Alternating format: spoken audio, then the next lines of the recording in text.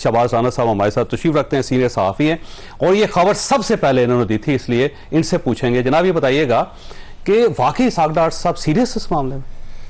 जी बिस्मिल्लाहिर्रहमानिर्रहीम। इसहाक डार साहब भी सीरियस हैं, मियां नवाज शरीफ साहब भी सीरियस हैं, कुछ और लोग भी सीरियस हैं। और लोगों से मतलब अब जो मैटर करते हैं सिस्टम के अंदर, आपका ख्याल है एस्टैब्लिशमेंट भी चाहती है? मेरा ख्याल है, मुझे लग रहा है, आई एम नॉट श्योर, मेरी उनसे कोई बात नहीं हुई, मेरे कोई डायरेक्ट कॉन्टैक्ट्स नहीं है इस तरह उनके साथ, आपके बीइंग ए सीनियर आपके ज्यादा होंगे, बट लग ऐसे रहा है कि मूव काफी सीरियस ठीक है थी। जो पाकिस्तान पीपल्स पार्टी का रिएक्शन आया इसके ऊपर, वो जो कल कुछ लेट डेवलपमेंट्स हुई, कल एक प्राइवेट टीवी चैनल ने क्लेम किया जी कि पाकिस्तान पीपल्स पार्टी ने और एस्टेब्लिशमेंट ने इसको इंडोर्स कर दिया। ठीक है, वहां पे अगर जो इनकी वो चीजें हैं ना, वो आउट ऑफ द कॉन्टेक्स्ट हुई है, क्योंकि जो मेरी इत्तला है कि पाकिस्तान पीपल्स पार्टी की जो टॉप लीडरशिप है उनको शायद पता था, असद जरदारी साहब, बिलावल भुट्टो साहब को प्रॉबेबली। ठीक है, क्योंकि अब मियां साहब वापस आ गए दुबई में, और ये बिलावल साहब भी और जरदारी साहब भी वहीं दुबई में हैं, तो क्वाइट पॉसिबल अगर वो दोनों जैसे आप फरमा रहे हैं, मुझे तो नहीं पता, अगर वहां पे हैं तो वहां पे अगर कोई मुलाकात हो जाती, तय होता नहीं होता हमें नहीं पता।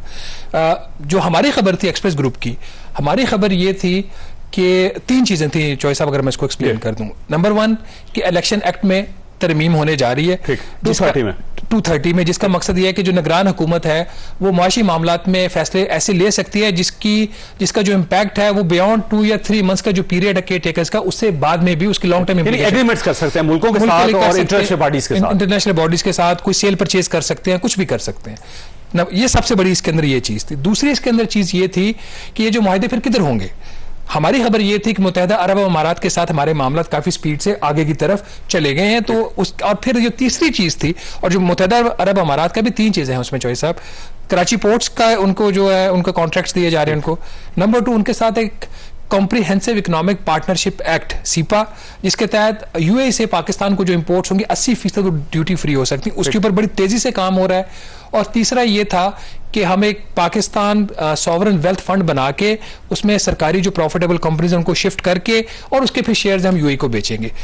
ये 2 चीजें थी। जो तीसरी चीज उस खबर के अंदर ये थी कि इन सारी चीजों को ओवरसी करने के लिए और कंटिन्यूटी के लिए और IMF के प्रोग्राम की कंटिन्यूटी के लिए PMLN ये कंसिडर कर रही है कि इसहाक डार साहब को निगरान वजीर आज़म बनाया जाए, फुल स्टॉप। हमारी खबर थी यहां तक, और उसमें बड़ा वाज़ेह लिखा कि पाकिस्तान पीपल्स पार्टी जो है उसके साथ अभी फॉर्मली नाम अगले हफ्ते शेयर होगा और अभी कोई हतमी फैसला नहीं हुआ।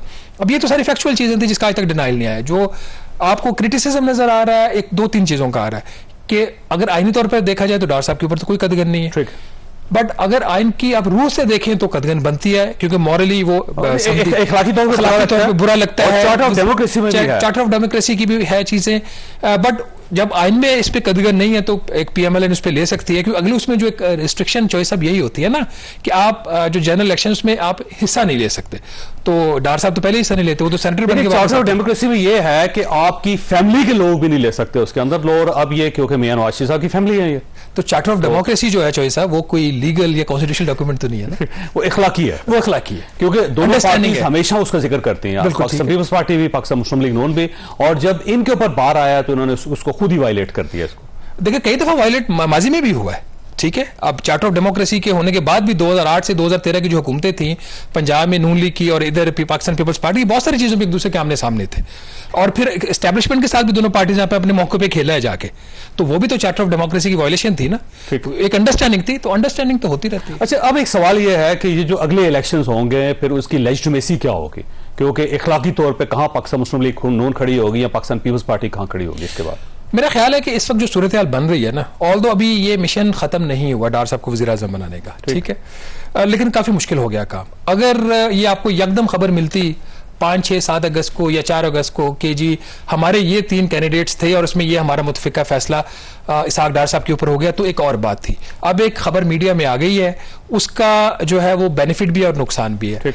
तो मैं आज किसी को कह रहा था मजाक में, मैंने कहा बेनिफिट ये है कि मुनाफिकीन सामने आ गए जो किसी को कहते थे कि हम आपके साथ हैं लेकिन साथ नहीं है। दूसरा इसका बेनिफिट ये है कि आपको जो आपकी सिविल सोसाइटी है, आपको पॉलिटिकल पार्टीज हैं, उसका रिएक्शन सामने आ गया कि नहीं ये मॉरली ठीक नहीं है, फैमिली मेंबर है। इसका बाकी जो चीजें हैं वो तो सिस्टम के साथ अपने चलेंगी, लेकिन आपको पता है कि चौधरी साहब पिछले साल 1.25 साल से पाकिस्तान में कॉन्स्टिट्यूशनली तो सारी चीजें नहीं हो रही ना।